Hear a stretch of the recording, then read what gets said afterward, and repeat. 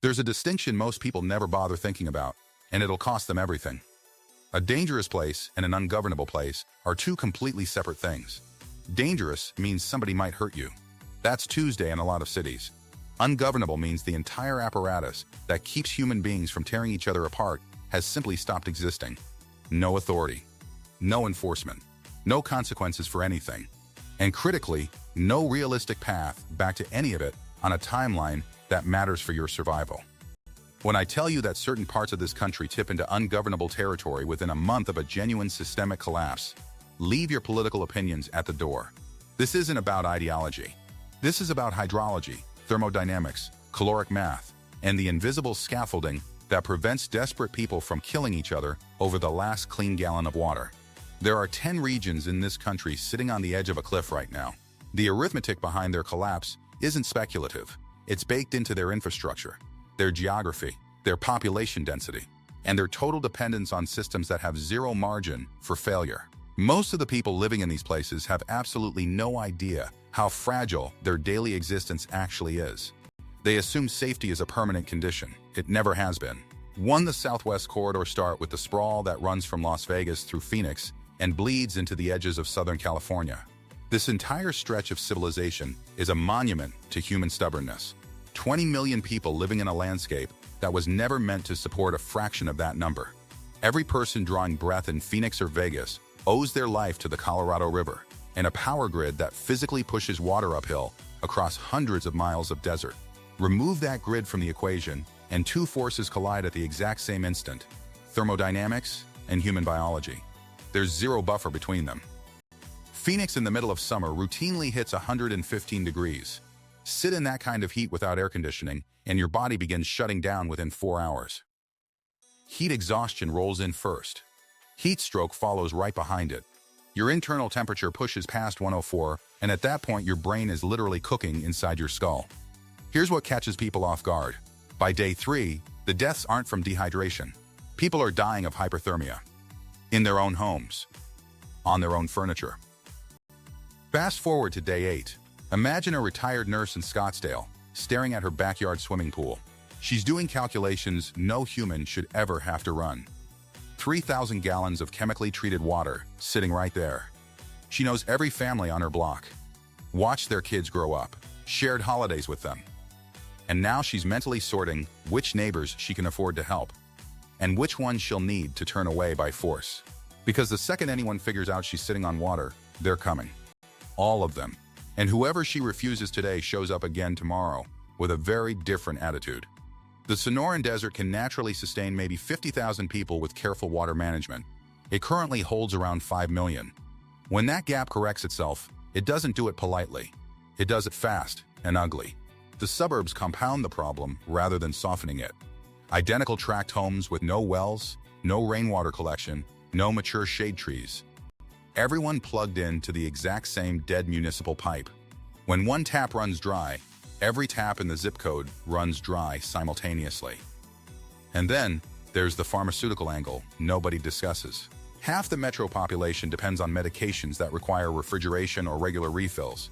Insulin, cardiac drugs, dialysis supplies. The grid dies, and those people are immediately on a countdown measured in single-digit days. Everyone assumes they'll just drive somewhere cooler. But only a handful of highways leave the metro. The moment panic kicks in, those roads become parking lots. A car stuck in desert gridlock without air conditioning becomes a steel oven. And Vegas has a bonus nightmare. On any random day, hundreds of thousands of tourists are wandering around with no local knowledge, no supplies, and no exit plan whatsoever. When the casino lights go dark, those crowds have nowhere to go. South Florida takes a completely different path to the same destination. Geography does most of the killing before anyone even raises a fist. Miami through the Keys is essentially a thin slab of porous limestone barely sitting above sea level, connected to the mainland through a handful of narrow highway choke points. When everything unravels, millions try to flee north simultaneously, and I-95 becomes a graveyard within hours. Gas stations require electricity to pump fuel. Backup generators burn through their supply in a couple of days. Nothing moves after that. By day 6, that highway is a 70-mile stretch of abandoned vehicles baking in tropical sun. And the people who decided to walk out are discovering something harsh. The human body simply cannot cover that distance in subtropical heat, with no water, no shade, and no functioning infrastructure along the route. They collapse on the pavement. Around day 12, thousands force their way onto cruise ships docked at Port Miami, convinced they've found salvation. They haven't. Modern cruise ships aren't sailboats. They're floating industrial complexes that require constant fuel delivery, port equipment, and supply chains to operate. Strip those away, and they're just enormous metal boxes. By day 18, those ships have become floating prisons. No fuel, no incoming food, sewage backing up through the corridors. 100-degree heat inside a steel hull with zero ventilation. Passengers stare at the shoreline from the upper decks. Down below, armed groups patrol the waterfront, waiting for anyone foolish enough to swim back. The people who thought they escaped are now sealed inside a hot metal coffin, surrounded by water they can't drink. Miami-Dade is reclaimed swampland. It only stays dry because electric pumps operate around the clock. Kill the power, and the land reverts to what it always was: wetland. Streets begin pooling. Within 2 weeks, the mosquito population explodes into something almost biblical. Dense swarms carrying dengue and Zika. Disease you cannot outrun or outfight. Florida's population skews heavily toward retirees. That's the single most vulnerable demographic in a collapse. Limited mobility, chronic medical conditions, total dependence on services that evaporate overnight. The barrier islands are their own sealed death trap. Places like Miami Beach connect to the mainland through a handful of bridges and causeways. Sever those connections and thousands of people are marooned on a sandbar with no freshwater source at all. And when the floodwater spreads, the Everglades sends its residents along with it. Alligators and invasive pythons moving right into submerged neighborhoods. Now you're not just competing with other humans, you're sharing territory with apex predators. Quick pause. If this is hitting home, drop a like, leave a comment with your region, and subscribe. It gets heavier from here. 3. The Northeast megalopolis, the corridor running from Boston through New York down to Washington, holds roughly 50 million people, with essentially zero local food production. None, everything arrives from somewhere else. New York City alone packs 8 million people onto an island that holds approximately 24 hours of food at any given moment. Every calorie comes by truck, across bridges, through tunnels. Those become impassable choke points the second panic takes hold. By day 2, every bridge into Manhattan is clogged with dead vehicles. Nothing gets through. Run the caloric math. 8 million people, each burning 2,000 calories daily with zero resupply. That's a 16 billion calorie deficit every single day. You absolutely cannot forage, hunt, or scavenge your way out of a number that enormous. The pattern of food disappearance is predictable. Every edible item is gone by day 5, shelves stripped bare. Then the body, grinding under relentless stress, starts consuming itself. Starvation degrades cognitive function within 10 days. Your immune system effectively shuts off. The NYPD has roughly 36,000 officers for 8 million residents. You cannot maintain order at that ratio when every officer is simultaneously choosing between their badge and their own starving family. Most choose family. Anyone would. By day 22, what remains is armed groups controlling key infrastructure, former officers running survival enclaves, and lawless territories where physical dominance is the only operating principle. The subway system sits below the water table and stays dry only through continuous pumping. Kill the power, and those tunnels flood within days. An entire layer of the city drowns underground. High-rise buildings become vertical prisons. Elevators die. A 40-story apartment tower turns into a nightmare for anyone above the 10th floor. Elderly and disabled residents trapped with no water pressure reaching the upper stories. People stranded in the sky with no way down. A northeast collapse in January adds another lethal dimension. Now, you're not just starving, you're freezing. Heating systems die with a grid. In a dense city, there's nothing to burn and nowhere warm to shelter. The density that made the city functional in normal times becomes the thing that kills it. For the Gulf Coast petrochemical crescent, if you want a front row seat to industrial civilization actively poisoning the people who built it, look at the stretch from Houston through Beaumont down to New Orleans. This region doesn't collapse through scarcity. It becomes physically uninhabitable through chemistry. Hundreds of facilities line this corridor, refining petroleum, cracking natural gas, manufacturing plastics, storing toxic compounds in volumes your mind genuinely cannot process. Every single one requires active human management every hour of every day. Cooling systems, pressure relief valves, automated safety shutdowns, all dependent on grid power and human operators. When workers stop showing up and the electricity cuts out, you've got roughly 72 hours before catastrophic failures begin cascading. It starts with fires. A pump overheats. A containment vessel ruptures. By day 5, multiple uncontrolled chemical fires are burning across a 100-mile stretch, each one pumping aerosolized toxins into the atmosphere. That smoke isn't really smoke. It's airborne chemistry that shreds lung tissue on contact. People 15 miles downwind start coughing blood without understanding why. Then it rains. And when rainfall passes through those toxic plumes, it becomes acid. It burns exposed skin. It poisons every open water source it touches. There is nowhere clean left to go. New Orleans follows its own path. It floods slowly without its pumps. Not from a hurricane, just from ordinary rainfall and the Mississippi pushing inward. The rising water mixes with industrial runoff, petrochemical waste, and raw sewage. By day 14, half the city sits beneath toxic sludge. Survivors clinging to elevated ground are stranded on tiny islands in a poisoned landscape. You cannot govern a place that is actively dissolving people. The Houston Ship Channel adds another dimension. It's packed with tankers carrying volatile cargo. In a collapse, those become unattended floating bombs. One fire jumps to the next, and it cascades down the waterway. And this entire region sits in Hurricane Alley. Imagine a collapse in late August, with a major storm rolling in, and zero warning systems, zero organized evacuation, zero rescue infrastructure.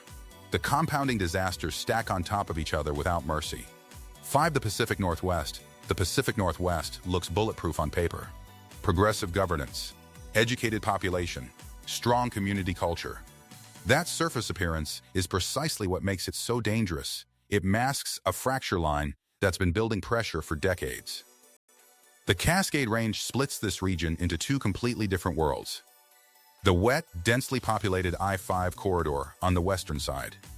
The dry agricultural interior on the eastern side. In a collapse, that geographic divide becomes a war front. Seattle and Portland together hold over 5 million people, with almost zero food production and water systems entirely dependent on electric pumps. When power fails, these cities hit a freshwater emergency within a week. And yes, that's true despite all the rainfall. Rain is not drinking water. Without collection infrastructure and filtration systems, all that precipitation is useless. Surrounded by moisture, dying of thirst. The irony is savage. By day 9, the refugee wave begins. Hundreds of thousands pushing east over mountain passes toward the farming valleys. But those valleys have hard carrying capacity limits. The roadblocks go up fast. Armed agricultural communities doing their own survival math and concluding they simply cannot absorb that many people without everyone starving. The region's hydroelectric dams are simultaneously its greatest asset and its greatest liability. Without operators, those dams don't just stop generating power, they risk catastrophic downstream flooding that wipes out the very farmland refugees are fighting to reach. And the wildfire factor removes another safety net entirely. The dry interior already burns every summer.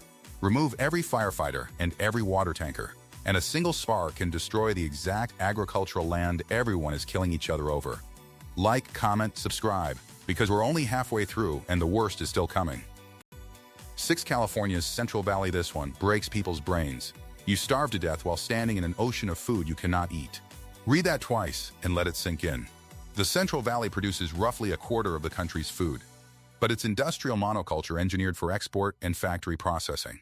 It was never designed to feed the people physically standing in it. 200,000 acres of almonds requiring industrial processing. Tomatoes bred for machine harvesting. Cotton you can't eat at all. The actual calorie crops, wheat, corn, rice, get grown for animal feed or shipped out immediately. They don't stay local. 7 million residents standing in the middle of agriculture they can't access, surrounded by processing facilities that no longer function. The entire valley runs on canals and pumps, hauling water uphill using enormous amounts of electricity. Cut the power and irrigation dies overnight. The San Joaquin Valley begins reverting to the desert it fundamentally always was. The grain silos in Fresno and Bakersfield become fortified positions almost immediately. 100,000 bushels of wheat represents 6 months of calories for 1,000 people, or 6 weeks for 10,000. Everyone within 50 miles knows those silos exist. By day 17, the first organized assault comes. 200 starving people who've decided that dying while trying to take the grain beets dying slowly in the open. Millions of cattle and chickens in industrial feedlots depend on trucked-in feed and pumped water. When that stops, they die fast. Millions of rotting carcasses in triple-digit heat become a disease catastrophe all on their own. And the valley's air quality is already among the worst in the nation, trapped by surrounding mountains. Add uncontrolled fires, decomposing crops, and dead livestock, and the air itself becomes hostile. There's nowhere for it to go. It just sits there and poisons everyone breathing it. 7. The Texas Triangle here is one people rarely discuss. The triangle connecting Dallas-Fort Worth, Houston, San Antonio, and Austin holds nearly 20 million people in a region that runs on air conditioning and aquifer water the way a patient runs on a ventilator. Unplug either one, and the patient flatlines. The Ogallala and Edwards aquifers are already stressed to their limits during normal operations. Electric pumps pull that water up from enormous depths. No grid, no pumps, no water. And Texas heat rivals Arizona. Dallas regularly hits 1 in 10 in summer. The urban heat island effect in these sprawling concrete metros makes it worse. Asphalt and concrete absorb heat all day and radiate it back all night. There's no cooling cycle. Texas also has its own independent power grid, ERCOT, which has already demonstrated its fragility during winter storms. That grid operates with thinner margins than people realize. A systemic failure doesn't just knock out Texas. It knocks out Texas with no neighboring grid to draw emergency power from. The state is electrically isolated by design. That independence becomes a death sentence in a genuine collapse. The sprawl between these cities is enormous. Hundreds of miles of flat, exposed highway with nothing in between. No shade, no water, no shelter. Trying to walk between metro areas is effectively a death march. And the sheer number of firearms per capita in Texas means the escalation from desperation to gunfire happens faster here than almost anywhere else. There's also the border dimension. South Texas sits right against one of the busiest international borders in the world. In a collapse, that border becomes an unmanageable pressure point in both directions. People trying to flee south, people trying to push north, and zero institutional capacity to regulate any of it. The infrastructure along the Rio Grande is designed for controlled crossings. Remove the personnel and the power, and it's just a river. And rivers don't stop anyone determined enough to cross them. The food situation mirrors every other Sunbelt metro, massive suburban sprawl with zero agricultural capacity. Every grocery store stocks roughly 3 days of product at any given time. Triple that for the warehouse clubs. After that, there's nothing. And the distances between Texas metros mean you can't simply walk to the next city for help. It's 200 miles of open highway with nothing but dead grass and heat. 8. The Great Lakes, Rust Belt, Detroit, Cleveland, Gary, Buffalo, Milwaukee. These cities were built for populations 2 and 3 times their current size, then hollowed out over decades of industrial decline. What's left is crumbling infrastructure designed for a different era. Lead-contaminated water pipes, aging electrical grids, buildings that have been slowly rotting for 40 years. In a collapse, these cities have one theoretical advantage: proximity to the Great Lakes, the largest freshwater system on the planet. But proximity isn't access. Municipal water treatment requires power, chemicals, and trained operators. Lake water pulled straight without treatment carries industrial pollutants, agricultural runoff, and biological contamination that'll put you in the ground within weeks. The housing stock becomes a trap. Thousands of abandoned structures with compromised foundations, exposed wiring, and toxic materials. In winter, and these cities get brutal winters, those buildings offer shelter that can kill you through carbon monoxide, structural collapse, or simple exposure. The infrastructure was failing before the collapse even started. Now it accelerates. And the existing poverty in these cities means a huge percentage of the population enters a collapse already resource depleted. No reserves. No cushion. No margin at all. The timeline to crisis isn't 30 days here. It's more like 10. Here's something else people overlook about the Rust Belt. The industrial legacy isn't just economic, it's chemical. These cities are surrounded by former factory sites, brownfields, and waste dumps that are contained only through active remediation and monitoring. When that monitoring stops, those contaminants start migrating into the soil, into the groundwater, into whatever makeshift water sources people are desperately trying to use. Detroit alone has thousands of abandoned structures that have been deteriorating for decades. In a collapse, desperate people shelter in buildings with asbestos insulation, lead paint, and compromised structural integrity. The shelter that keeps the rain off you is simultaneously giving you chemical exposure. And the social fractures that already exist in these cities, deep poverty next to gentrified pockets, racial and economic divisions that simmer during normal times, crack wide open the moment the last institutional guardrail vanishes. Hit like, drop your region in the comments, and subscribe. 4 more regions to go. 9. The Midsouth River Delta. The stretch running from Memphis down through the Mississippi Delta into the lowlands of Louisiana and Mississippi is one of the poorest, most infrastructure-starved corridors in the country during normal times. In a collapse, it becomes something close to a medieval landscape overnight. This region already has some of the lowest life expectancy, highest chronic disease rates, and weakest emergency response capacity in the nation. Hospitals are sparse and underfunded. Roads flood regularly, even with functioning drainage. Bridges cross waterways that become impassable barriers the moment maintenance stops. The Mississippi River itself becomes the defining feature. It's simultaneously a water source, a flood threat, and a transportation barrier. The levee system that keeps millions of acres from going underwater requires constant monitoring and maintenance. Unmaintained levees don't hold indefinitely. When they breach, and they will breach, vast areas of farmland and small towns simply disappear under muddy water.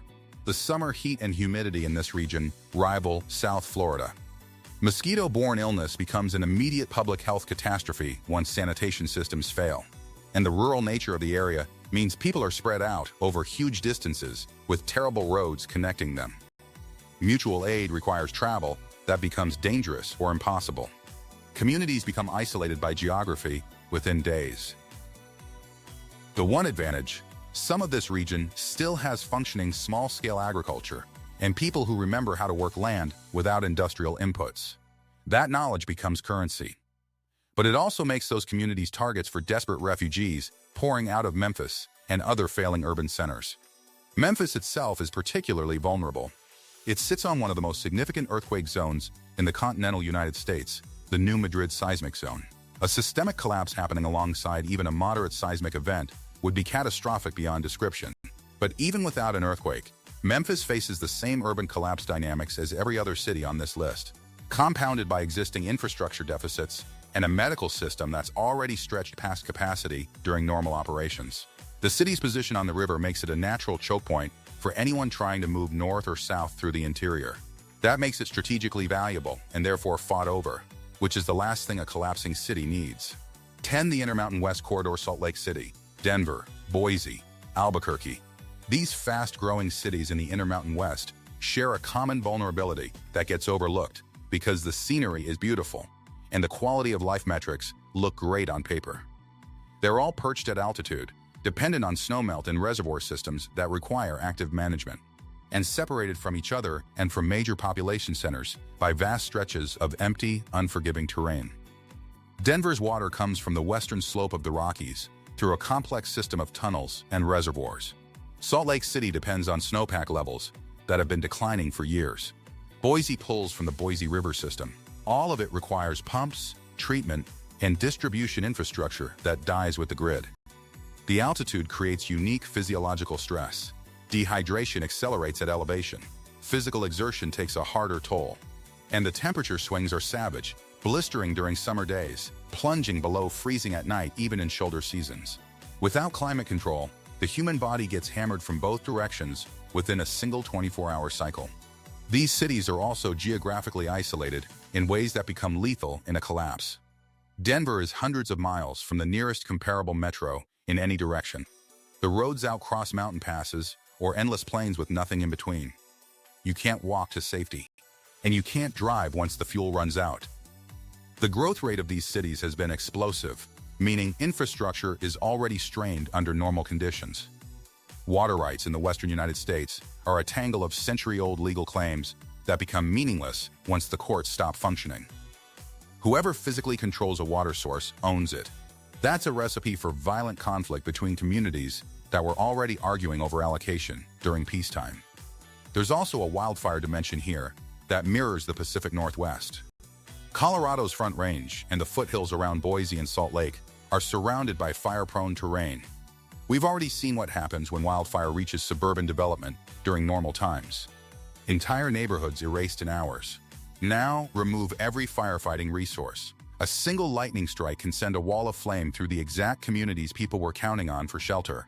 And the smoke from those fires travels hundreds of miles through mountain valleys, turning the air toxic across an entire region. One more thing worth noting about this corridor: these cities attracted massive population growth precisely because they felt safe, clean, and well-managed. That perception means the residents are among the least psychologically prepared for a systemic collapse. People moved here specifically to get away from the problems they saw in other parts of the country. The shock of discovering their new paradise has its own fatal vulnerabilities hits harder because they thought they'd already solved the location problem. Like, comment, and subscribe. The final section ties all of this together. What ties them together here is the single thread running through every one of these 10 regions. Each one has blown past its natural carrying capacity by enormous multiples. And they only maintain that impossible overshoot because of systems so complex and so interdependent that when they fail, there is no soft landing, no gradual decline, no managed retreat. Population doesn't gently decrease, it crashes through starvation, disease, violence, and mass flight. Governance becomes impossible because government requires three things to function: resources, communication, and belief. That last one carries the most weight. The belief that the system can actually deliver safety and accountability. That belief is the adhesive holding everything together. When it dies, and in these regions it dies inside 2 weeks, you're left with territory that exists on a map, but cannot be controlled or administered on the ground. Lines on paper mean nothing when nobody enforces them. The timeline cascades predictably. 3 days for supply chains to empty, 7 for water systems to fail, 10 for medical infrastructure to crumble, 14 for law enforcement to fragment, 21 for people to psychologically accept that rescue is never coming. If you live in any of these 10 regions, the decision you make on day 2 determines whether you're still alive on day 30. That's the entire equation. Let me lay out the patterns that repeat everywhere, because understanding them might actually save your life. Communication dies faster than anyone expects. Cell towers have backup batteries that last hours, not days. Once those drain, you're operating blind. No information, no coordination, no way to contact anyone. That blackout accelerates panic because people fill the silence with worst-case assumptions, and most of those assumptions turn out to be correct. The second wave of death is always disease, not violence. Once sanitation collapses, waterborne illness, cholera, dysentery, hepatitis, tears through dense populations at terrifying speed. No clean water, no functioning sewage, no antibiotics. In packed urban areas, disease kills more people than the fighting ever does. Cash and digital money die together. The moment the grid fails, every electronic transaction becomes impossible. Paper currency loses its meaning within days because there's nothing left to buy with it. Physical goods become the only real economy. Water, food, medicine, fuel, ammunition. That's the entire monetary system now. Fuel vanishes faster than food. Every generator, every vehicle, every pump runs on it. And it cannot be extracted from gas stations without electricity. Whatever's in your tank on day 1 is essentially all you'll ever have. There's no resupply coming. The suburbs are a false sanctuary. People assume being outside the urban core provides safety. But suburbs produce no food and depend on the exact same dead supply chains. They just take a few extra days to feel the impact. Same outcome with a slight delay. Don't count on official emergency response. Those systems are built for isolated, localized disasters. A building collapse, a bad storm, a bridge failure. They're not built for systemic grid-down scenarios. When everything fails simultaneously, the responders become victims too. They go home to protect their own families, exactly like the police do. Kids and the elderly completely reshape your decision-making. If you're responsible for either group, your entire calculation shifts. You move slower, you need more resources. The hard choices about when to leave and where to go become infinitely more complicated when you're carrying people who cannot carry themselves. Anyone telling you to just bug out has never tried to evacuate with a toddler and an 80-year-old grandmother. Plan for that reality now, while planning is still a luxury you can afford. There's also a psychological pattern that repeats everywhere, and it's worth understanding deeply. People don't turn violent immediately. There's a window, usually the first 3 to 5 days, where people are still polite, still cooperative, still fundamentally expecting someone to show up and fix everything. Neighbors share food. Strangers help each other. It feels almost manageable. Then the switch flips. And here's what makes it so devastating. It flips for almost everyone at roughly the same time. The collective realization that nobody is coming lands on an entire population simultaneously. That synchronized psychological break is what makes the transition from order to chaos so sudden and so total. One day people are sharing canned goods over the fence. The next day those same people are sizing each other up as threats. The speed of that transition is what kills you if you're not already gone. And here's one that nobody wants to hear, but everyone needs to. Pets become a crisis multiplier. Millions of dogs and cats that can't feed themselves, can't find water, and in many cases become aggressive when starving. Packs of abandoned dogs become a genuine physical threat within 2 weeks. And the emotional toll of watching animals suffer, or having to make decisions about animals you love, breaks people psychologically in ways that compound every other stressor.